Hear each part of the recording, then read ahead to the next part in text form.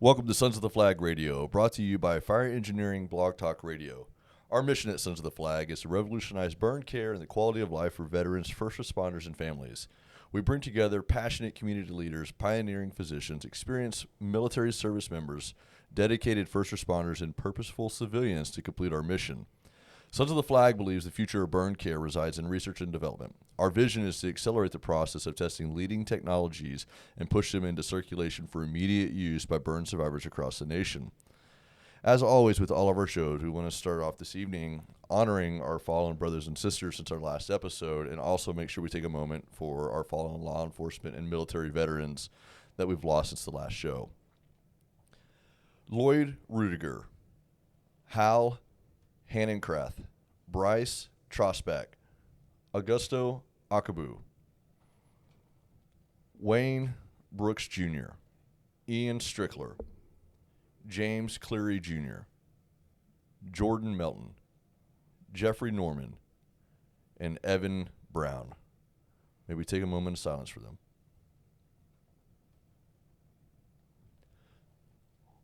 So, if you want to obviously find any more episodes of Sons of the Flag, look us up. We're on all social media at Sons of the Flag. You can go to our website at sonsoftheflag.org. But again, if you want to find any other episodes, YouTube, Instagram, or the gram, however you want to say it these days, Facebook, it's Sons of the Flag. And so we're in an awesome time right now. Yeah, absolutely. We get to do this face-to-face, which is the biggest win. But two, we've got a really cool episode tonight. I'm super excited for this. It's been a long time coming, and, I mean, do we need to give a round of applause for our first reoccurring guest? Yeah, first reoccurring guest. Yeah, bravo. Thank you. No, we have. Outside of Ryan, you're the only one who's been on second time. Yeah, and everybody's And tired. last time it was on the phone. This time you're here. I know. I'm finally in person. I'm so excited. Yes, if you don't recognize that voice, he is Sons of the Flag's burn survivor ambassador himself, Mr. Zach Sutterfield. Hey, y'all. It's such a pleasure being here. Thanks for having me. Thanks for coming back on, brother. Yeah, absolutely. It's only taken us a couple times to get the schedule because my schedule is so out of whack, and I like with Don Graves, I had to make everything complicated. So I appreciate and you I'm guys. always free because I have nothing going on. Yes, So. yes. I'm in my room. I just sleep 24/7. So I just woke up for this. Yeah. I'm good. Is there anything better? Yeah. I know. Broke Landon from Fortnite to get up here. No, man, we're glad you're here. And, last time we talked, we kind of spoke about the tragic event that led to where we're at right now. And you've taken on such a larger role, and I want to talk to you about your larger role. Yes, sir. And so much has happened since then, too. Yes, so much has happened. I'm going to let you tell what's happened, but you've got a couple things going on that people need to be aware of. Sure. Organizations. I got the bracelet on right now. Yes. You want to plug it real quick? Yeah, so we have bracelets that are with Charlie Madison Originals. It's a beautiful bracelet that this company made in conjunction with us. So a little bit of the proceeds comes back to help Sons of the Flag, help burn survivors. I think it's an awesome little thing, and it's cute, Get a girlfriend one. She'll love it. You know what I mean? I got myself one. Nobody wanted to buy me one, so I bought myself. So. If you don't know Zach's story, I'm going to encourage you to go back to our past episode and take a listen to it. And I know with anything trauma related, when we start digging up past history, it weighs significantly, right? Mm-hmm. It makes you revisit things that are probably uncomfortable. And Oh, yeah. I don't want to dive too deep into it because right now we can highlight it, but I want to let's look at the bright future. Sure. Because the things that you're doing are changing the world. You and your mom and your dad are doing things that are amazing. Not just for Sons of the Flag, but for the fire service itself, right? You guys are advocates. You guys are fighting the good fight. Yes, sir. And making sure changes happen. And I think that is an important conversation that we have. Community risk reduction is the number one thing that, as firefighters, that's what we swear to do, protect and to serve. Yes. And I'm just like everybody else. I love fighting fire. But when you hear your story and when we get to sit here and see what has led after your story, it makes sense that we've got to be advocates for the community. Oh, yeah. And to have citizens like you guys that as far as I'm concerned, you're a part of the fire service. I know I've talked to Chief Les Stevens at the Texas love Fire Les. Chiefs Conference, and he kind of gave me some insight into some cool things that were happening with this case. And I just, you guys being a part of Sons of the Flag, being part of the fire service, and also being a part of changing the trajectory of the way the fire service is heading, especially here in Texas. I hope it can go nationwide because it's some issues that need to be addressed. And it's such valuable Yes, sir. information. It is. Incredibly Yes. valuable information. just real quick, it was an apartment fire in 2018. Zach was one of the victims. 5 people killed. You lost a lot of friends that day. Yes, sir. And the tragic events have weighed on him, and then I'm gonna let you kind of lead to what's happened now. So about 5 years afterwards, we just did the 5-year anniversary this past July 20th, and we finally got a little bit of closure. The investigation's coming to a head, and they believe they have found a party responsible. So it's the first time in a long time that we're getting the closure that we need, and we can start that that next healing journey of, all right, litigation starting, this is where we're headed, and we're hoping that we can finally put this to rest, this behind us, and start focusing on the future, start focusing on what our mission is, what our mission entails, and start hitting the road with what we really want to do when it comes to fire safety. Yeah. Hell Yeah, because I don't even want to bring the guy's name up, and Nope. I don't think it's worth being on air. No. But he was initially, I think, thought to be a suspect for a while, and he's just kind of remained elusive. And I'm so thankful that Les Stevens, Yes. Chief Les Stevens out of San Marcos, never gave up on this. And Yes. When I talked with him at the Texas Fire Chiefs Conference back in June, I brought you guys up, and I just told him one from Sons of the Flag, but for me personally, what he's done for the family, and just the milestones that you've achieved these last couple of years. I think are amazing, and you are a hero in my eyes to everybody else that's going through the same fight.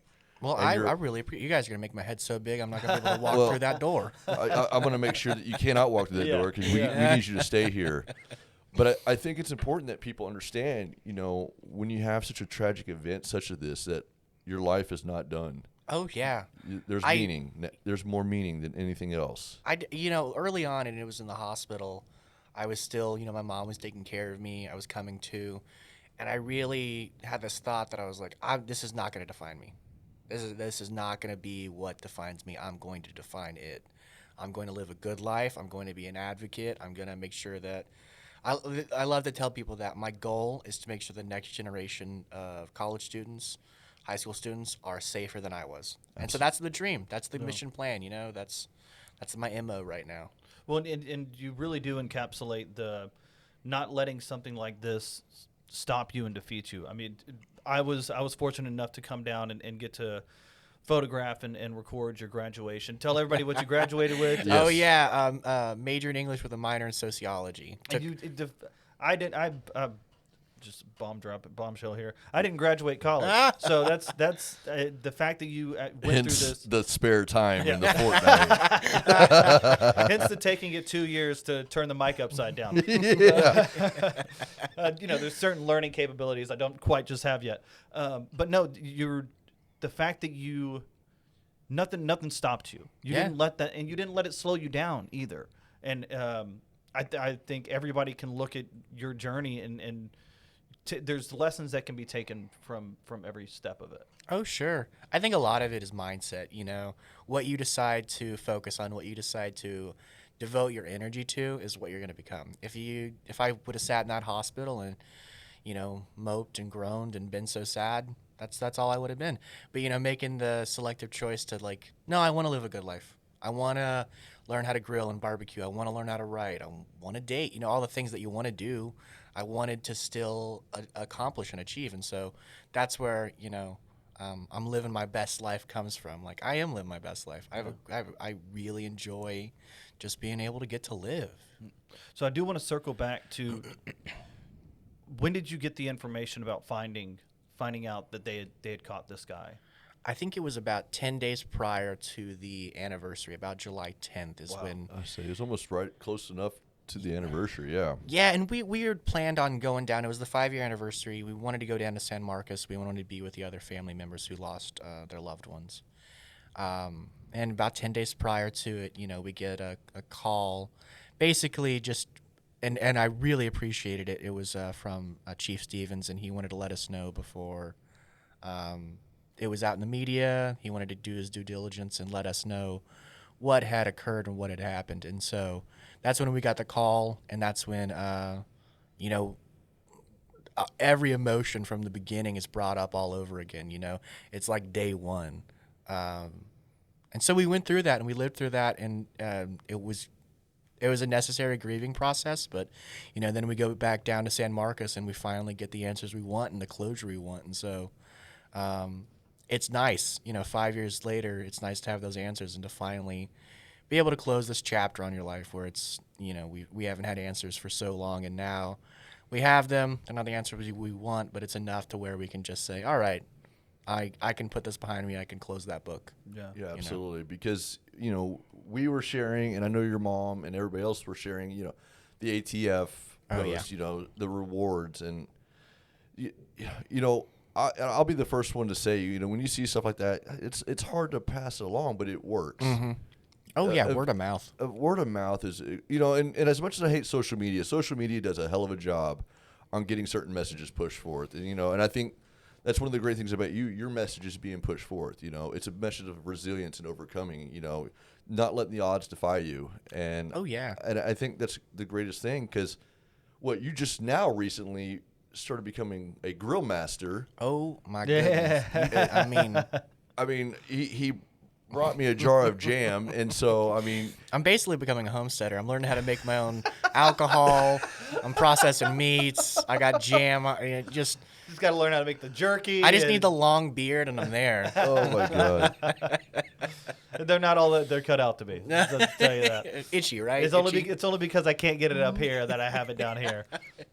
So the emotions, obviously, the day of the arrest came out, right? You guys kind of already knew what was happening, anyways, and then all of a sudden, basically, a media firestorm. Oh, right? yeah. It's an onslaught. Yeah. Because I typed your name in just to see how many articles popping up, and it's just unreal of what you can find. And, and I'm not sure.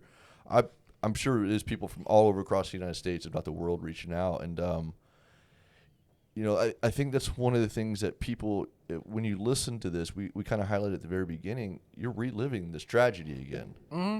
Oh yeah. And now yep. you're back on that emotional roller coaster, and you're going to go up on the ups, and you're going to go on the downs. And how much did it truly affect you? Did it really bring you back to that day? Was it the same kind of overwhelming emotions? I know your mom and your dad probably felt the same exact feelings, the same thing. It's just that grief and that frustration. Frustration, grief. We had more questions than we had answers. It brought up every emotion that you feel over 5 years of trauma. Brought me back to wound care at the hospital of, why did this happen? Why me? Mm-hmm. Every emotion that I think you can feel, we felt in, a week's time span. So, 7 stages of grief. We had 7 days to get over it, or to feel it and everything. And but it was cathartic in a way of just having the answers, finally getting what we needed, and being able to say, oh, awesome, we have the answers, we can move on, I can process this.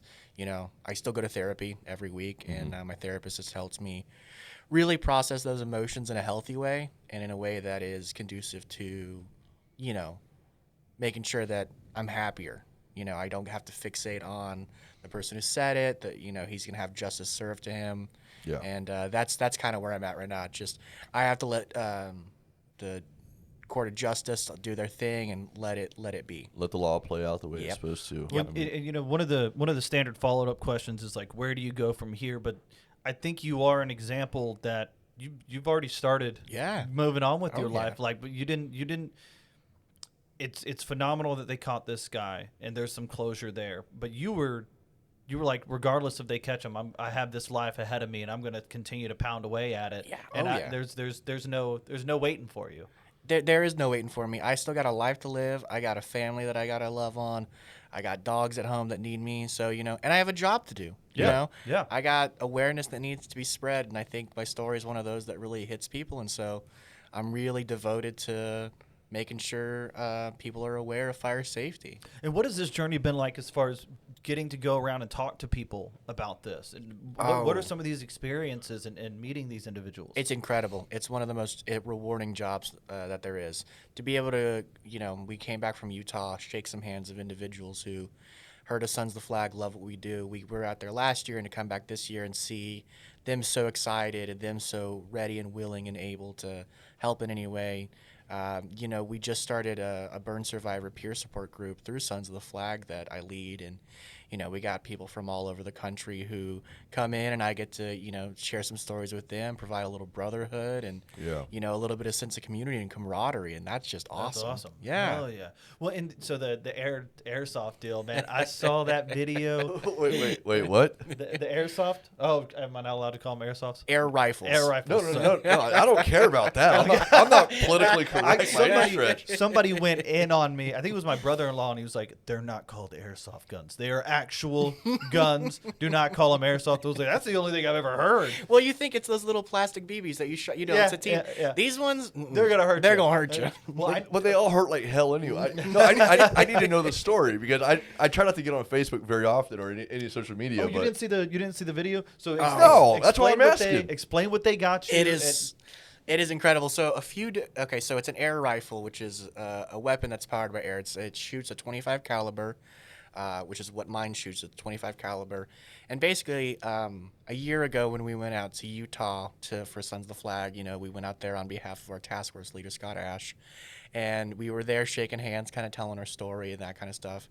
And we were watching these guys compete, and it was just the coolest thing in the world. And I kind of fell in love with it. I was like, whoa, this is where it's at. And a few months later, we come home, and Scott reaches out to us, and he says, hey, guys, we want to build Zach a gun. We want to make sure we want him to compete next year. And so I'm as giddy as can be. I'm a kid in a candy shop. I'm so excited. And what they did was they sent down mold and casting. So we took molds of my hands. They took measurements and all that kind of stuff. And what they did was they built an apparatus that allows me to fire, reload, and cock the weapon on my own. So this year when we went up to Utah, I got to go out there to the range and I competed in the 100-meter benchmark classic. And not to toot my own horn or anything, but I got a few bullseyes, and I was pretty proud of myself. I also got to blow some stuff up, so Nice. it was a win. It was a beautiful time. Okay, I think I did see that video now. It was on silent. It's on silent because I usually watch it at night if I do see them. So it's everybody's asleep, so I gotta be quiet. When I saw that video, I was like, "That is That's so awesome. fucking cool." They built you this custom thing so you can participate. And and you're shooting just like everybody else, man. That's so awesome. This is fast. I'm making them run for their money. They don't want to get beat by a kid with no hands. Okay, you know what I mean? They can't. They have to hang their head low when they go back home. All right. And so you mentioned the blowing up.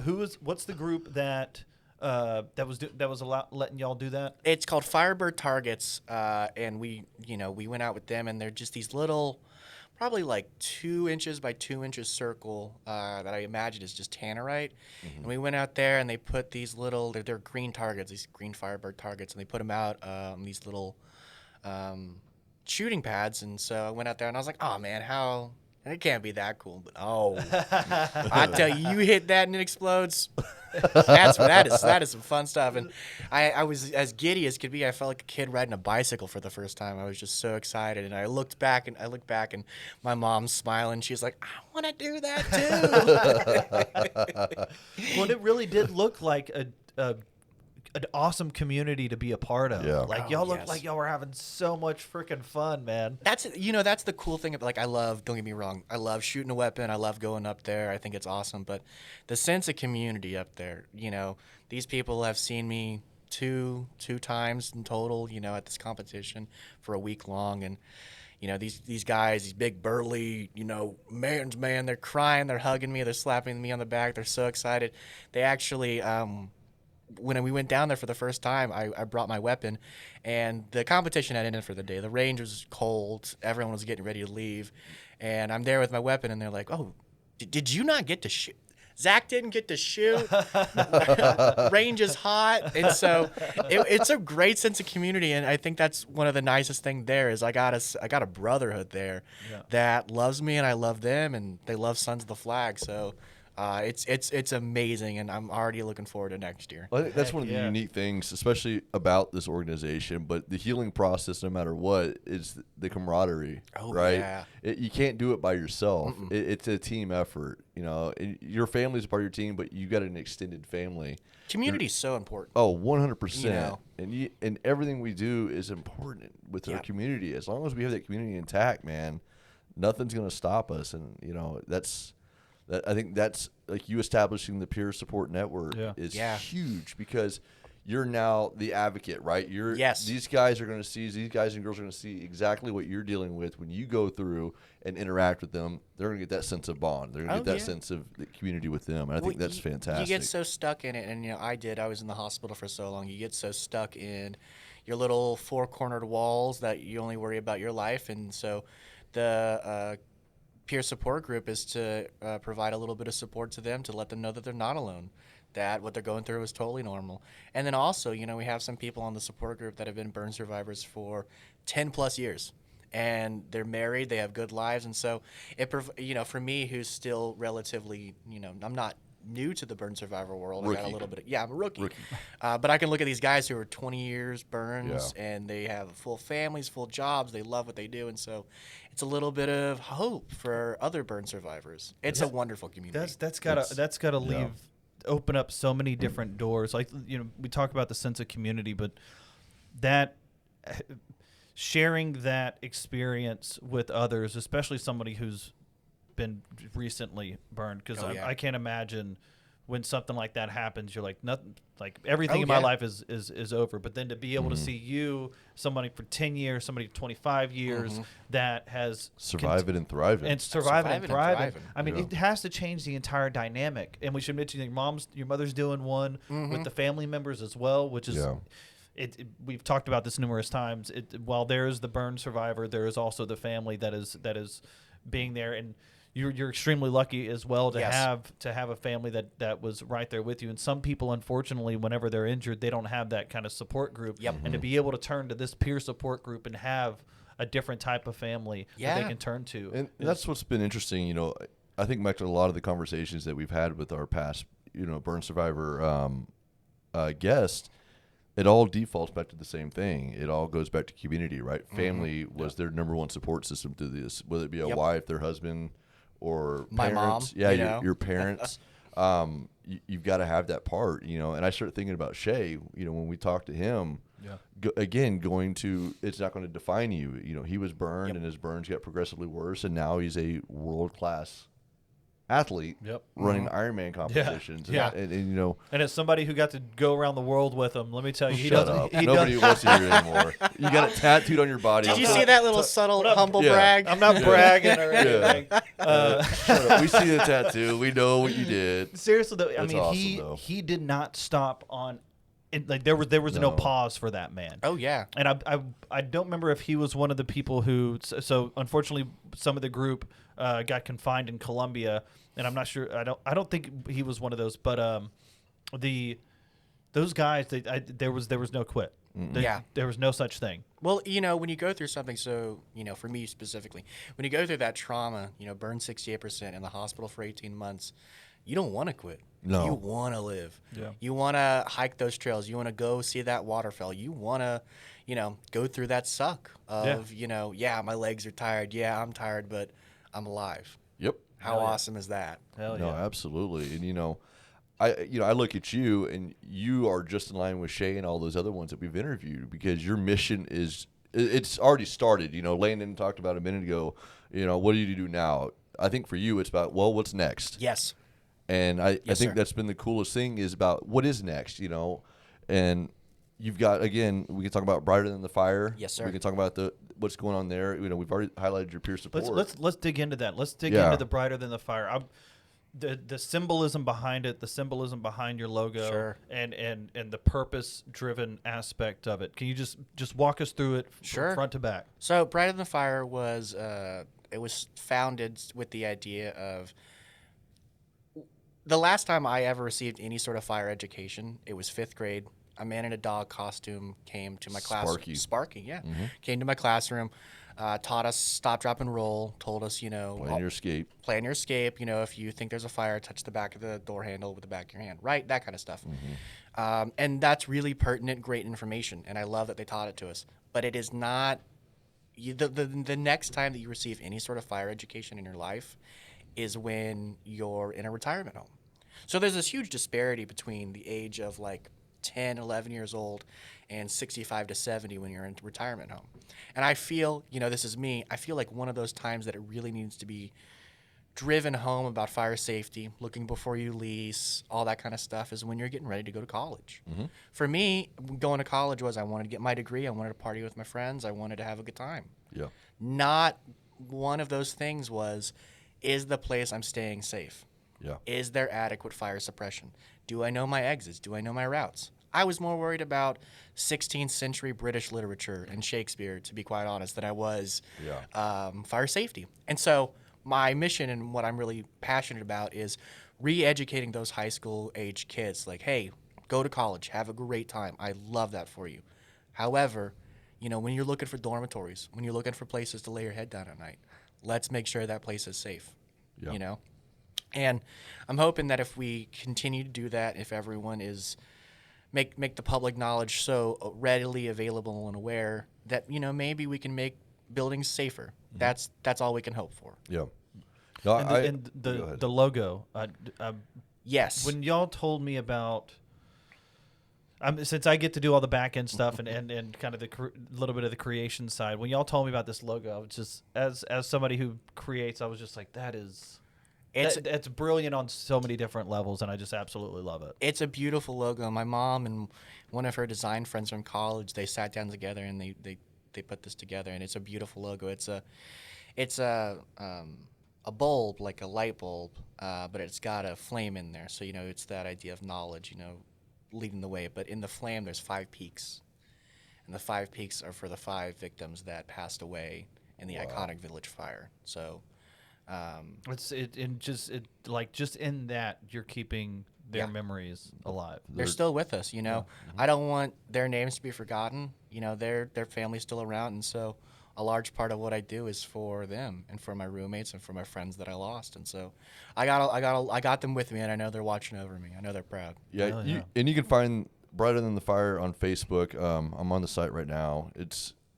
And visit sonsoftheflag.org for more information as well. Yep.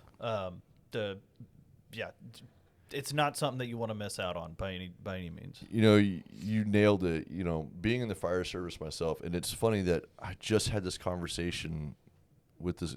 When I was asked to speak today before I got here, on the community risk reduction side, and I think most fire departments, I think, have the best intentions, right? They're working hard to ensure that the community is safe, right? It's not just the fire department, but it goes back to the building officials, the city officials. Everybody's got some sort of role, right? In adopting certain codes, NFPA, ICC, whatever it may be. But you're right, and the fire service is missing that gap from 5th, 6th grade to the seniors, and even the seniors, depending on what community you're in, is if even they're getting the right information, right? Sure. So, we've trying to become a little bit more involved with our senior community through our senior center, but there's a gap, right? And what do we tell kids? We tell them, hey, take this home, draw your escape route with your family, and make sure you have a plan. Yep. Well, I got an 8-year-old, a 6-year-old, and a 3-year-old. Let me tell you right now, I've never heard a damn thing out of their mouth about coming home, and I know that they get the same education and curriculum that I put forth, in the thing, and so we're missing an opportunity. Yes. Right, Brighter Than the Fire. We're missing that opportunity to change the trajectory and the way that people view things and make certain changes that happen, right? I saw that you had shared on one of your pages about the dormitories. They've got to have certain standards in place. Yes. You're paying so much money to go to these damn colleges. They've got to invest and ensure that these things are properly up to code because your parents have paid their money and everybody has invested into this. We can invest in a damn football team, but we can't invest in Yep. a safe damn Yep. dorm. And that's what shit pisses me off. You'll spend hundreds of millions of dollars on a new football stadium. However, your students are living in squalor. And this damn stadium's going to fall apart anyways Yep. if you're hearing Yep. some of the neighbors And, around here. and more than half the Yeah. time, your team sucks. yeah, Yeah. exactly, right? But no, I think that your mission is true, and I think that your mission is heartfelt, and I think that you guys need to go to their page and then talk to Zach, talk to DJ. Yeah. And DJ's follow- his mom, by the way. I don't think we've said it in the past shows, so you got to go back to sonsoftheflag.org or YouTube and find this video. The one that I really love is the recovery page. Yes. I love your recovery page. What Zachary Sutterfield Recovery on Facebook. Yep. I love seeing the information that comes across that page, and very much for me that. And this just shows how you've subsumed this identity of wanting to take care of people and share information. That one is very much brighter than the fire too. Your Yes. recovery page is very much Yes. brighter than the fire. You know, on Brighter Than the Fire, we talk about a lot of fire safety, building safety, that kind of stuff. But that transcends to Zachary Sutterfield's recovery page. Yeah. Because, the thing is, I am recovered. I'm living a really great, wonderful life. And so now the recovery is fire safety. It's Yep. education. Education is power. Knowledge is power. Bingo. And the more that you know before you go, the better you're going to be. The safer you're going to be. Yeah. I think even the simplest of things, like you said, knowledge is power. Educating individuals to check smoke detectors. Yes. By God, we tell you to check my it once goodness. a year on your birthday or something, but how do we follow up? I mean, how do we really gauge that people are doing this? In my community that I work in, I am ecstatic because that's the one thing that we push forward is the smoke detector program. Is it taxing on our guys? Absolutely. Sure. But you know what's more taxing? Putting out fires, taking you guys to the hospital, Yep. and then having to watch and endure y'all's burn recovery process. Yep. That's even worse. Oh, I couldn't imagine. Because, that's the other thing, and I like to say that, like, trauma is like skipping a stone on a lake. What it causes is ripples that other people are going to feel. That trauma is going to be felt by your parents, your family, your friends, the firefighters who couldn't do anything. So, That's a great way to put it. That is a really Absolutely. great way to put it. Because I think about your previous story, you talked about the EMTs that Yes. responded to you, and I still think about, you talking to her. Ellen. Yeah, and She was at your graduation, correct? She was. Yeah. Yeah. and just Full circle moment. Yeah. just thinking about how did she go home that night, Oh, sure. and then what has she dealt with for the last 5 years? 'Cause, there's calls that I still can recall that have affected me. Well, I think about the firefighters too. The fire in my apartment was so bad that they had to go on the defensive. Yeah. You have these guys who sign up for it, go to college, go to school, so that they can run into a burning building and save people. However, that building's so unsafe that we won't let you. Yeah. They can't do their job. They have to go on the defensive. Yeah. You know what I mean? And so it hurts them too because their entire job is to help people when they can't, and they can't. Yeah. With that specific instance, they couldn't. That's Yeah. why, it's important that bureaucrats get on board. I'm just like every other fireman. I love fighting fire. Sure. I truly do. But the unfortunate thing, there's always consequences, right? Somebody's losing something, somebody's getting hurt or possibly killed, right? Yep. There's a huge consequence. But in the sense, it goes back to the service side, right?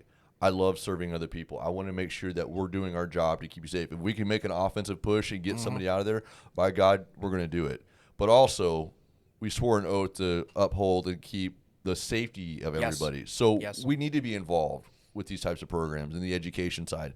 And I think we're missing. And I'm going to say it's getting better because I do see on social media because I have to manage some of our city pages, but I do see a lot of local entities now being extremely proactive, at least in our area, on the fire safety side, right? Yeah. Good. They're pushing forward the smoke detector checks. They're pushing forward the CO, the CO detectors.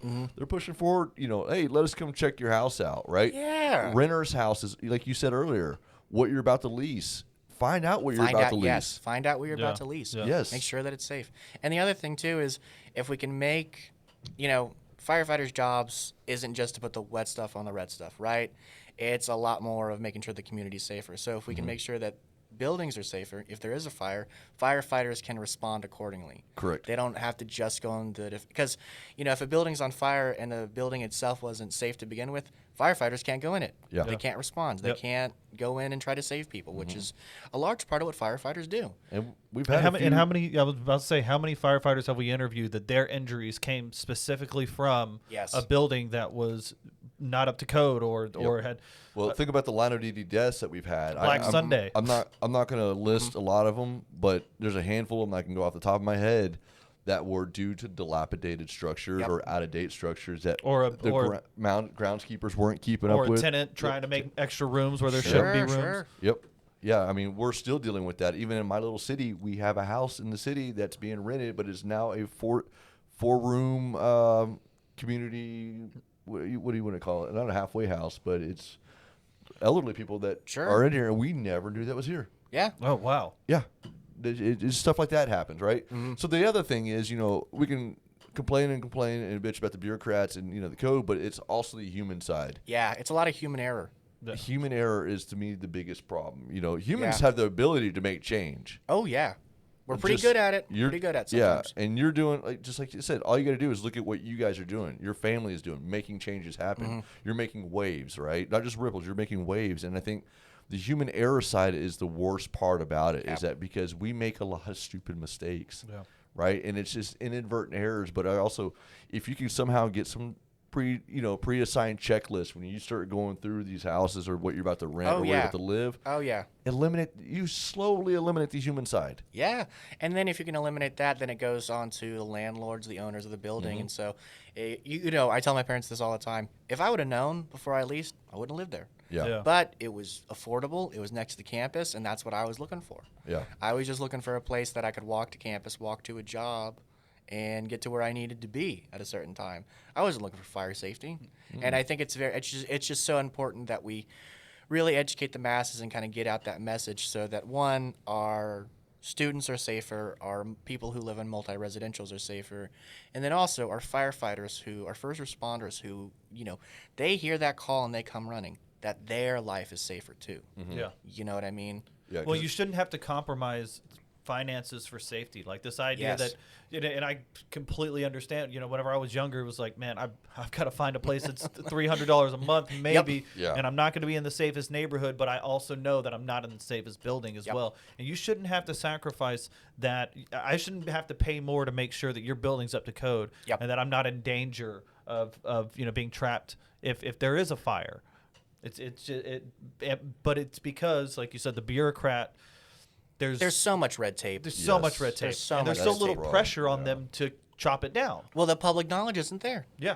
Like I think of Mothers Against Drunk Driving. What was it? MAD. There was this public knowledge, this public outrage they had, commercials, and then you gain that public knowledge that senators and congressmen are like, oh, this is a real problem. Yeah. We need to address that. There isn't the same Mothers Against fire related. There's not that catchy jingle, right? Yeah. Right. There isn't that public knowledge and public awareness, and so that is what I feel is so very important when it comes to educating the masses, is making sure that they're aware. Yeah. Aware of what they're signing up for, aware of what they're leasing, aware of what to look for. My goodness, what to look for when you're getting a building. Yeah. Which I should mention, one of the projects that we've talked about doing with Zach is one of those informational deals, and we're gonna have to wait a little bit, time and all that kind of stuff. But I think it would be really interesting, and hopefully something like that comes out of it. We're building that pressure, and which. Let's just make it clear. Sons of the Flag in the last 10, 11 years that we've been around has made massive strides and changes and bringing awareness to people and just all across the country. And I think this is the new. We have our surgery base in Tampa. This is our new atmosphere. Yeah. Let's spend the next 5-10 years and drill this thing home. The nice thing about it is, if we create a public awareness and a public knowledge of fire safety, that makes our job down in Tampa a whole lot easier. Oh, yeah. Because does that stop fire-related injuries? Does that stop fire-related death? Does that make sure that our surgeons down there, don't have to do as many surgeries because not as many people are going to get injured? Yeah, you know absolutely. What I mean? Absolutely, 110%. Well, it's as with everything, it's a step by step and one thing at this end, simply making sure that the houses are safe, simply making sure that you know how to use your fire extinguisher Yes. can change so many things down the line. Yep. And it's just if we can get to the individuals and to talk about going to these schools. We talked about it a little bit. Which schools have you been to? What's it like to just get in there and I love it. Just share I your message. love it. It's awesome. I always wanted to be a teacher. Like my dream when I was in college was to be a middle school teacher. I wanted to. That sounds like a nightmare. I know. I was actively so excited about it. I don't know what part of that is a dream. Yeah. But, yeah. No, it's if you had a student like me, I would be so sorry. I'm so sorry. No, we've been to a few schools. We've talked to them. There was one, and it was an accelerated school where, golly, I wish I could have done this in high school. By the time they graduated high school, they already had a 2-year degree. Yeah. So it was an accelerated program. And we talked to them about looking for release laws. We talked to them about these things. We talked to them about fire safety all over again. And they mentioned, they were like, yeah, the last time we got anything, we got a coloring book from Sparky about fire safety, and I went home and talked to my parents about it. But we made a plan. We never executed it. We never, practiced a way out. We never practiced you doing that. And so it's getting in there and telling these kids, it's like, hey, you're about to become an adult. Mm-hmm. You're about to, take on student loan debt. You're about to get into the real world. One of the things of the real world is that sometimes it's a scary place. Sometimes it's an unfair place. And that includes fire safety. Yeah. Making sure that they're aware of what they're getting their hands into. Yeah. When you go into like any kind of firearms training, one of the things they talk about is situational awareness, and it's really some of it just boils down to that, being aware of the scenario that you're in. You're about to sign a contract paying X $1,000 a month. Good money. Make sure that they you can hold them accountable. Yes, you can. They have to be held accountable. Yep. If you're not getting those, if you're not getting the letters on your door saying that, hey, we're coming along to test your smoke detectors, tell somebody. Raise awareness. Raise awareness about it. Cause a because stink. you're paying. They should not be able to get away with that. Oh, yeah. If your fire extinguisher doesn't work or it's not accessible, say something. You in every apartment, you should have on your fire extinguisher an expiration date, a use-by date, and that should be something that you check when you get in there. Yep. Is this serviceable? Yeah. Does it need to be exchanged? Do I need to get, those are the things that need to be addressed. Yeah. Well, and I can tell you, if I hadn't been working with Sons of the Flag at the time that I got I wouldn't have checked. No. That's just not something that No. I ever, I remember it whenever I was younger, but it's never something that's dawned on me because you never think that it's going to happen to you. That's the thing. I call it the main character syndrome. Nothing bad's gonna ever happen to me. Why would anything bad happen to me? I'm the main character of my life.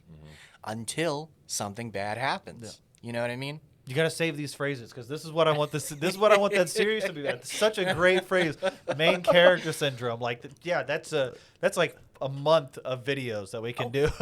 You see it all the time driving on a highway. Oh, people swerving in and out of traffic. Nothing bad's gonna ever happen to me. Until it does. And in the middle of it, you're like, I'm not the main character. I'm not the main character. There's somebody else in the leading role. Apparently they are.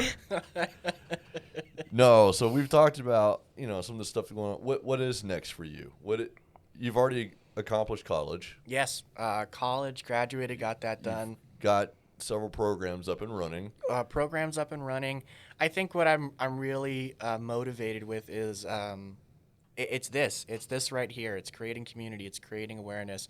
It's speaking. It's going out and telling my story and, creating that public awareness. I'm really, really passionate about this job and what I do, and it encompasses everything. So I'm hoping that in the coming year we can speak to a few schools. I have a little thing in my hometown where we're hoping to speak to the university there, and then hopefully get into, because my university is in the Texas Tech system of school. It's like the stepchild of tech, right? Mm-hmm. And so I'm hoping if we can get to Angelo State University and speak to their incoming class of freshmen, then maybe tech is like, oh, I want him to come there. And if tech does it, who else is going to do it? Everybody. Tech's rivals want to do it. And then if we start in Texas and spread the awareness, I'm hoping that it can reach out to other states. And what a perfect time to get to them. Yes. Like when you're finally out of the house with your parents and you are on your own, you do have a sense of invincibility. It's just how I guess just how I certainly did. It's just how your brain works, and it's a perfect moment to kind of bring people back down to reality, and also let them know that it's okay to live down here in the reality world it's too. okay. Like It's nice down here. The weather's great. Yeah. And it is something that you're getting them right as they're starting a new journey, and you're preparing them for that journey. Dude, when I first got into college, I had so many packets about X, Y, and Z, healthcare. Get your meningitis shots. Get your meningitis shots. Don't drink and drive. Here's the Uber number. Here's the call. All that kind of stuff. Not once did I receive anything about fire safety. Yeah. Which is so important. Yeah. I'm just sitting here thinking, his story is just so powerful, right? And again, we need to start pushing the narrative about what do we all do next as the fire, especially at the fire service side. Mm-hmm. This is just me thinking that you need to put something together and maybe try to speak at FDIC. I would love to. Or Teeks, because you have a message that people need to hear. I mean, you're coming from a side that we're preaching firefighter rescue survey. We're Yes. preaching all this stuff. Yes. You're a victim, and you are, I don't even want to say a victim. I hate that damn Survivor. word. Survivor, thank you. You're a survivor, and you're a part of that statistic. Mm-hmm. Let's talk to the people that are statistics. Let's Oh, talk yeah. to them. Let's get those stories out there. Let's Show hear it 'em. from you guys, And as much as I love we make time for the coffee guys. We make time for the people who sell the leather caps. Yes. Oh, yeah. You can make time to hear true life stories. I think that you have such an impactful statement, and then your vision and what you guys are wanting to do is huge for the. How else do you get your message out than go to the epicenter of all firemen? Yes. And say, look, man, That's the dream. I survived. That's the dream. I'd love, because it's one thing firefighters. I don't want to speak on behalf of all firefighters, but they get into service to protect their communities. Yes. They get into the service to make sure that their community is safer. And I think if they got to see someone who was, badly 68%, I was burned 68%, who is out there trying to spread the message and make it a little bit safer, I think that they'd be very apt to work alongside us. If we can get firefighters from Maine, Maryland, Massachusetts, Texas, on the same page. Oh yeah. That causes a public Because shift. you have, in the fire service, right, it's got its groups here. Mm-hmm. You've got a message that resonates, I think, through all groups, right? Mm-hmm. Those who love being aggressive, love firefighting, you have a message for them. Look, I want to make it safer for you guys to do your Yes, job. I want you to do your job. I love firefighters. I want you guys to be able to get in there and push to find my friends. I want you to find my family, and I want you to get in there. I want you to search. I want you to get those hose lines, and I want every incident commander to understand that there is a priority here. Do not put off a rescue just because you think it's bad. Get your ass in there, and if you have a safer environment, Yes. it's again giving the firefighters the opportunity to do our job, right? And again, goes back to tying it into the building officials and city managers and everybody else that's involved in these processes, Yes. that we all get on the same page, because we have to. Because everybody hears, well, fire safety this, I make hard push. No, shut up. Yeah. We're all the same. We all got in the fire service to do the same damn thing, right? We're all pushing down a hallway. We all want to make the hard push. We want to feel the heat, but by God, there's somebody at the end of that, and a fire started somehow. Yes, the fire. So make it safer for everybody inside, and we always talk about making survivability, right? Putting a line in place to give our victims a chance. So let's make our buildings better to give our victims a chance. Give our victims a chance. Give our firefighters a chance. Give our first responders. Give everyone a chance who, my fire happened at 4 o'clock in the morning or wee hours of the morning. I was fully asleep. I had no chance. A lot of people did not have a chance that morning. 5 of them did not have a chance. Yeah. A lot of people did not have a chance that morning. And all I'm saying is let the next generation of students have a chance. Increase the awareness. Increase the education. Yep. Let there be a public knowledge of building safety. Yep. No, I agree. I agree 100%. 110%. Even speaking at Teek's Leadership Symposium, you have a message of leadership, right? Yeah. You have an extremely powerful message on what it takes to have the tenacity and the resilience that most people just lack. Yep. Right? Yep. You're doing it from a different viewpoint, from a different point in your life than what most people are accustomed to hearing. Sure. You're doing it from a survivor standpoint now. Well, it starts with us. Yes. Everything starts with us. Our motivation causes people to get involved. For me, it comes from within. It's emotionally driven. It's physically driven. It's, my MO in life. But it really does come from within when it comes to fire safety and building safety. It really does come from within. And I think firefighters are all the same there, that it really does come from within for them too. Mm-hmm. No, I agree. I mean, I love firemen. We're a big, goofy group of individuals. Y'all are pretty good. Yeah, you're all right. Except when y'all write in my notebooks. Yeah, y'all are pretty good. I was Very not first there. experience. I Very was first not there. I was not Shout there. out Nathan. Allegedly, right? Shout out Allegedly Nathan. not there. There was no way. I was here in Texas. They were in Portland, so I was here. So I was. Shout out Nathan. And Yeah. to be fair, he thought it was birds. I just so happened to get a message for birds. So Yeah. No, I think again, what you and your mom are doing and your dad, y'all are changing the world, man. And it's only going to get better from here. and It's That's all to we can see hope this for. to see the impact that y'all have already had. I mean, the first time we had you on, the reception was phenomenal. Now that we have you here, and for a second time, Yep. Oh yeah. Sorry. and I think it's going to be hearing this message from you, seeing how you've overcome, having the peer group going on, and starting. Hopefully, we can start that series where we start really informing people and just build. I mean, you may not know that you've changed these individual lives, but believe me when I say you changed mine. I know that for a fact. You're going to be changing lives. I wear your bracelet. I mean, I appreciate it. Thank you. I tell people, or mom and dad and I talk about it all the time, and we say to each other, if we can save one life and never know it, we've done our job. Absolutely, man. If we can make one person safer, we've done our job. 100%. So, if people wanted to try to book you to come speak to their kids, their I don't want to say elementary school, middle school, or high school, or incoming college classes, how can anybody get a hold of you? Other than we have Facebook, but is there emails? Facebook's a great one. My Sons of the Flag email, Sutterfield@sonsoftheflag.org, I believe it is. That's a great way to get in touch with me. My mom also, she's kind of like my. I don't want to call her my receptionist because she's in the room right now, and I have to travel back home with her right now. She's staring at you right now.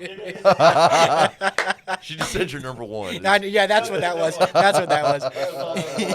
Getting in touch with her. She's DJ Sutterfield at sonsoftheflag.org. Just getting in touch with us.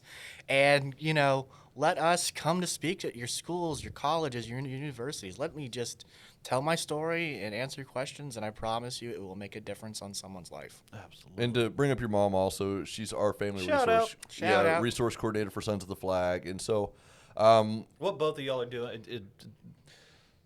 just I couldn't commend y'all more. I mean, the working with the individuals like yourself and then the families, just that alone. Let's say you weren't doing the Brighter Than the Fire and you weren't going around, but just that, speaking with them and being that kind of support group, I can't imagine how massive it is for them.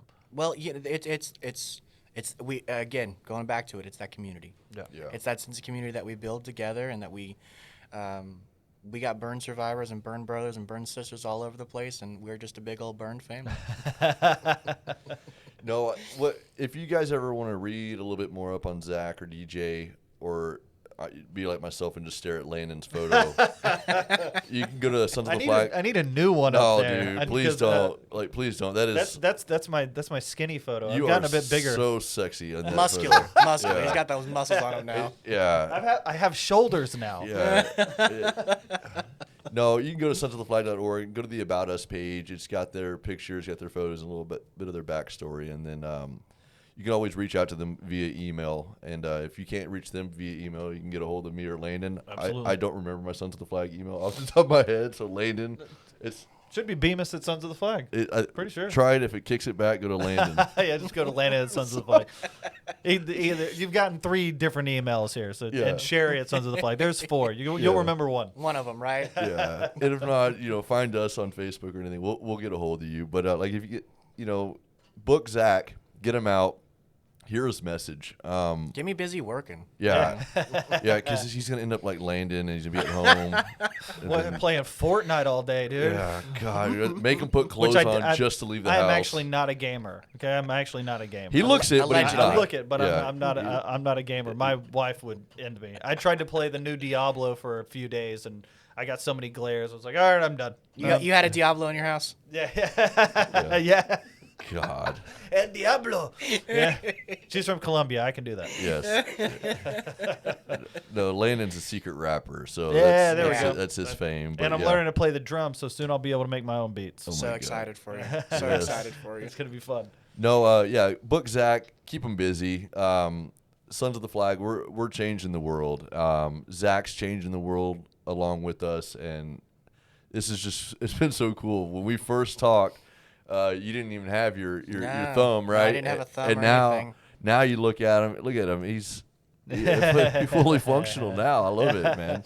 Yeah. No, just to see the progress from the first time I heard your story to where we're at now, and to be able So to follow huge. your personal page, but also the Zach Sutterfield recovery page. Dude, I'll be straight up with you. I use your photos and your story in a lot of my presentations whenever I talk to people. Well, I appreciate that. I I love. wish you could have been at FDIC because every time I was interviewed or talked to, like it was Next year. I was like, well, I wish you could meet him. Yeah. Next year. Let me tell you about Zach. No, I love what we do here at Sons of the Flag, and most importantly, I love what you're doing here at Sons of the Flag. I feel like this is, there's a lot of trials and tribulations that one has to go through in their life. Mine was specifically very challenging, but I feel like God has called me on this path to where I'm like, yeah. this is my goal in life. This is my mission. This is my MO, and it's kind of nice to have, and I'm very prideful of that. I love it. It's a wonderful thing. You know, Hell Bert. yeah. You know, Bert always talks about warriors, and in the SEAL teams, man, you're the warrior. Yeah, you're a warrior. You're to me. We talked about it earlier. I see you as a hero. For what you're doing. My poor mother is gonna have to hear all this on the way home and be like, "Yeah, they call me a hero." Mom. Yeah. You hear that? Yo, Ma, pull over. He compared me to Birdman. Ma, pull over real quick. It's getting hot in here. Meatloaf. Yeah. No, man. I love talking with you. I love what you're doing. And we Well, couldn't have thank you. had a better reoccurring guest. Well, I Yeah. appreciate it. Anytime. Anytime y'all want me to. Yo, Hell yeah. brother, you tell us when you're ready Yeah, to. yeah, 'cause, yeah. No, Anytime there's an interesting topic, that'd be super fun to have. Cool. yeah, I'm here. So we're coming up close to an hour. Yep. I just want to give it to you, man. Give it some words to Sure. our listeners, man. Yeah, we'll close out with you. Hey, y'all listeners. First off, make sure you're checking your fire alarms at home. If you haven't done that this month, make sure you're doing it. If you're someone and you think that what our message is and what my message is applicable to you or to your group, contact us. Let me come and speak. Let me come shake some hands and tell my story. Anyone else out there listening, just look at where you live and make sure it's safe. Make sure where you lay your head down at night is safe and that your family's taken care of. That's all I can ask for. Just big God bless and thanks to everyone listening. Rock and roll. Thanks, brother.